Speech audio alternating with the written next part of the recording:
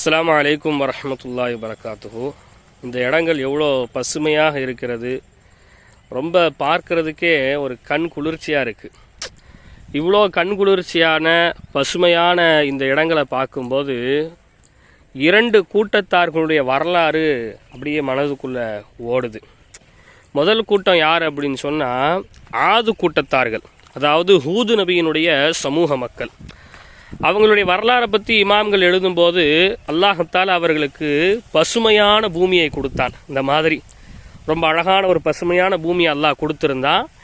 அவங்களுக்கு நிறைய விவசாய நிலங்கள் அல்லாஹ் கொடுத்துருந்தான், கால்நடைகளை கொடுத்திருந்தான், உடல் ஆரோக்கியத்தை கொடுத்திருந்தான், செழிப்பான தண்ணீரை அல்லாஹ் கொடுத்திருந்தான், இன்னும் ஏராளமான நியமத்துகளை அல்லாஹ் வழங்கியிருந்தான்.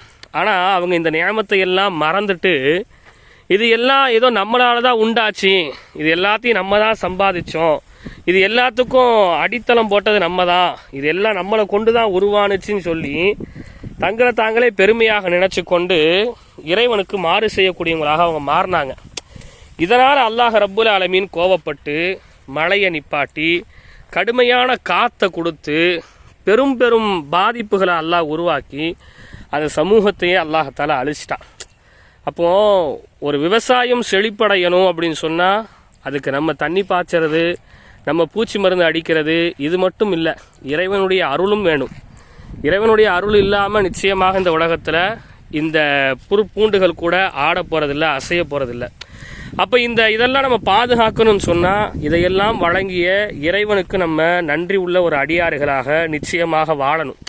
அப்படி வாழும்போது நிச்சயமாக இதையெல்லாம் இறைவன் என்பவன் மேலும் மேலும் அதிகமாக தந்து கொண்டே இருப்பான். இதெல்லாம் அழியாத ஒரு வளமாக எல்லா நாடுகளிலும் எல்லா ஊர்களிலும் இருந்து கொண்டே இருக்கும்.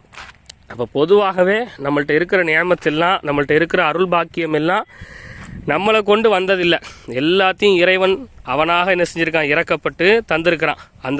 அந்த அருள் வளங்கள் மீது நம்ம பெருமை அடிக்காதவர்களாக இருக்கணும். அப்படி இருந்தோம்னா எல்லாமே நம்மள்கிட்ட நிலையாக நிரந்தரமாக இருக்கும்.